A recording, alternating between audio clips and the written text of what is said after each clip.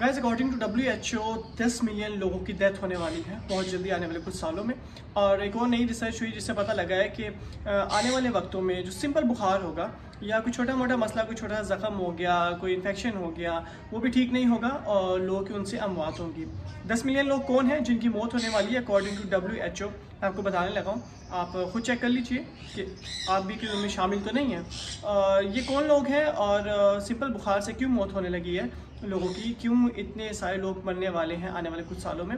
वो बताने से पहले मैं एक छोटी सी स्टोरी आपको बताता हूँ, बड़ी इंपॉर्टेंट है स्टोरी भी, उसको गौर से सुनिएगा। ये अगर आप गौर से समझ गए तो आपको पता लग जाएगा 50% कि आप उन लोगों में शामिल हैं कि नहीं है। एक दफ़ा क्या हुआ कि एक डॉक्टर साहब थे, जिना हॉस्पिटल में बैठे हुए थे। डॉक्टर साहब का नाम था डॉक्टर माजिद खान और नया MBBS किया था उन्होंने, फ़ॉरेन ग्रेजुएट थे। इसके अलावा जो है ना फ़ॉरेन की प्रैक्टिस को देखा हुआ था, वहाँ के मुतालिक वहाँ का माहौल देखा हुआ था। तो जिना हॉस्पिटल में बैठे हुए तो OPD कर रहे थे तो हमारे पाकिस्तान के पेशेंट्स आ गए उनके पास। बड़ा जोश व जज्बा था उनके अंदर कि मैं खिदमत खल्क करूँगा। हुआ ऐसे कि पेशेंट उनके पास आए, उन्होंने बताया जी कि मुझे ये मसला है। तो डॉक्टर साहब ने उनको बताया कि आपको दवाई की ज़रूरत नहीं है, सिर्फ आप अपनी लाइफ में से ये चीज़ें निकाल दें और ये चीज़ें ऐड कर लें। मीन्स कि सिंपल अल्फाज में कहा जाए तो लाइफस्टाइल मॉडिफिकेशन के बारे में कहा उनको कि आप अगर अपनी लाइफस्टाइल मॉडिफिकेशन कर लें, अपनी ज़िंदगी को इस तरीके से गुजारना शुरू कर देंगे तो आपकी बीमारी ख़त्म हो जाएगी, आपको किसी दवाई की ज़रूरत नहीं पड़ेगी। डॉक्टर साहब देखते हैं कि वो मरीज़ जो है ना उनके पास से उठते हैं और एक और डॉक्टर साहब साथ बैठे होते हैं, उनके पास जाते हैं। वो डॉक्टर साहब उन्हें 3-4 दवाइयाँ लिख कर देते हैं, हंसी खुशी वो मरीज़ वहाँ से चले जाते हैं।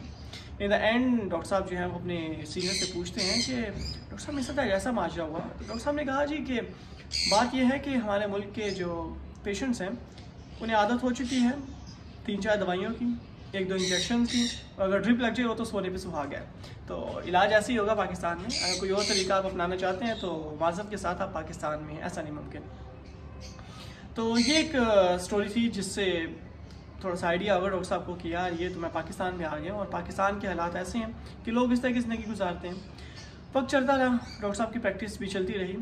बट बताने वाली बात यह है कि अक्सर औक़ात ऐसा होता है कि डॉक्टर साहब ने ये भी देखा जी कि अक्सर औक़ात ऐसा होता है कि मरीज़ उनके पास आते हैं और जब मरीज़ आते हैं उनके पास क्लिनिक पे, हॉस्पिटल में, तो आके मरीज़ बताते हैं कि डॉक्टर साहब 1 हफ़्ता हो गया है, दवाई ले रहा हूँ मुसलसल, ये वाली एंटीबायोटिक शुरू कर दी है मैंने और फलां एंटीबायोटिक खा रहा हूँ और इतने ग्राम खा रहा हूँ, इतने दिनों से खा रहा हूँ और कोई फ़र्क नहीं पड़ रहा। सब कहते हैं अच्छा यार आप इतनी बड़ी मेडिसिन खा रहे हो, इतनी हैवी डोजेस खा रहे हो, फ़र्क क्यों नहीं पड़ रहा। जब डॉक्टर साहब देखते हैं तो पता चलता है जी कि जो भाई साहब हैं, जो पेशेंट है, उनको तो वायरल इन्फेक्शन है, उनको बैक्टीरियल इन्फेक्शन ही नहीं है। आपको शायद पता होगा दोस्तों को कि इन्फेक्शन की बड़ी किस्में होती हैं, जिनमें से जो मेजर आपको बताया तो एक वायरल होती है जो वायरस की वजह से होते हैं, कुछ इन्फेक्शन होते हैं जो बैक्टीरिया की वजह से होते हैं, कुछ इन्फेक्शन ऐसे होते हैं जो कि फंजाई की वजह से होते हैं। ठीक है, इस तरह की बहुत सी किस्में जो है ना इन्फेक्शन की। तो डॉक्टर साहब को पता लगता है जी कि भाई साहब को है वायरल इन्फेक्शन और वायरल इन्फेक्शन के लिए वो खा रहे हैं एंटीबायोटिक्स पिछले 1 हफ्ते से। तो ये खास ठीक होंगे, क्यों ठीक होंगे? वायरल इन्फेक्शन है, एंटीवायरल से ठीक होगा, एंटीबायोटिक्स से नहीं होगा। एंटीबायोटिक्स वो होती हैं जो कि बैक्टीरिया के अगेंस्ट यूज़ होती हैं, वायरस के अगेंस्ट नहीं। मगर हम तो भाई बादशाह लोग हैं, हमें तो बस एक दवाई का नाम पता लग जाए तो फिर तो हम उस दवाई को इस्तेमाल करते ही करते हैं और हर बीमारी के लिए करते हैं। हमने अक्सर औक़ात रंग याद कर लिया होता है, अक्सर औक़ात तो ऐसे ही पेशेंट आते हैं रंग याद होता है, डॉक्टर साहब नीली वाली दवाई खाइए, डॉक्टर साहब पीली वाली दवाई खाइए, डॉक्टर साहब इस रंग का शरबत पिया, डॉक्टर साहब पाउडर वाला सिरप पिया, डॉक्टर साहब ये जो बड़ी गोली है ये खाइए। तो अब डॉक्टर साहब बेचारे क्या करें, फिर डॉक्टर साहब उनको दवाई देते हैं, वो दवाई फिर पे असर नहीं करती। क्यों? क्योंकि वो ऑलरेडी इतनी हैवी डोजेस ले चुकी हैं, तो कैसे ठीक होंगे।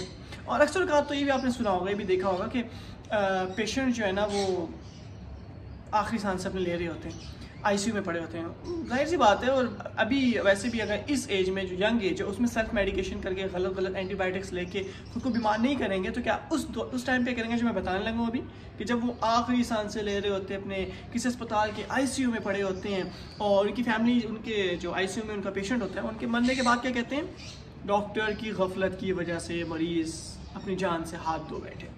उन्हें ये नहीं पता कि जो मरीज़ है वो अपनी सारी ज़िंदगी कौन सी बड़ी गफलतें करता है जिसकी वजह से वो ICU में आज पहुँचे।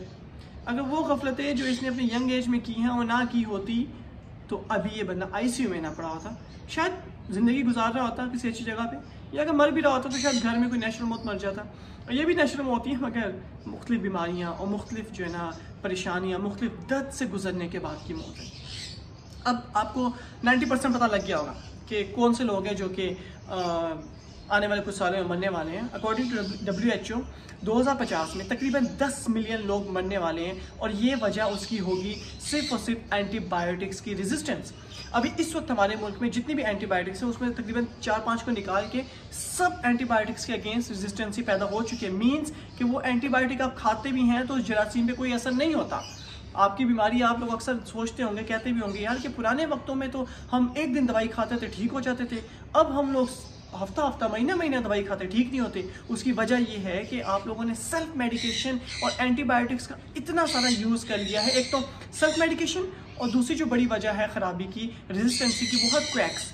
बहुत सारे ऐसे क्वैक्स हैं जिन्हें कहीं से कुछ थोड़ा बहुत उन्होंने सीख लिया काम, अपने क्लिनिक खोल लिए, लोग उनके पास जाते हैं और लोग बहुत खुश होते हैं कि इन डॉक्टर साहब के तो एक इंजेक्शन से, इन डॉक्टर साहब के तो एक ड्रिप से, एक डॉक्टर साहब के तो एक दवाई से मैं एक दिन में ठीक हो जाता हूँ। भाई यही लोग हैं जो आपकी ज़िंदगी बर्बाद कर रहे हैं। रेजिस्टेंसी इतनी ज़्यादा हो गई है कि जो पेशेंट्स हैं वो ठीक नहीं हो रहे हैं, जिसकी वजह से डोजेस हमें बढ़ाने पड़ते हैं। और आने वाले कुछ सालों में जो सिंपल आपका बुखार होगा वो भी दवाइयों से ठीक नहीं होगा, रेजिस्टेंसी की वजह से। प्लीज़ प्लीज़ प्लीज़, अगर ज़िंदगी अपनी आपको जो है ना पसंद है और अगर आप अच्छी ज़िंदगी गुजारना चाहते हैं, आप उन लोगों में शामिल नहीं होना चाहते जो 2050 में 10 मिलियन लोग मरने वाले हैं according to WHO। So please आप अपनी लाइफ को अगर बेहतर गुजारना चाहते हो तो लाइफस्टाइल मॉडिफिकेशन की तरफ जाएं, नेचर के करीब हो जाए, आर्टिफिशियल चीज़ों से दूर हो जाएं, सेल्फ मेडिकेशन को छोड़ दीजिए। अच्छे doctor, I am not talking about quacks, अच्छे डॉक्टर से मशवरा करने के बाद अपनी दवाइयाँ इस्तेमाल करें। Thank you so much. अपना बहुत सारा ख्याल रखें और प्लीज़ उन लोगों में शामिल ना होइएगा जो 2050 में मरने वाले हैं 10 मिलियन लोग, और ना ही उन लोगों में शामिल होइएगा कि जिनका बुखार भी 1-1, 2-2 हफ्ते दवाइयों से ठीक नहीं होगा। Thank you so much. अस्सलाम वालेकुम।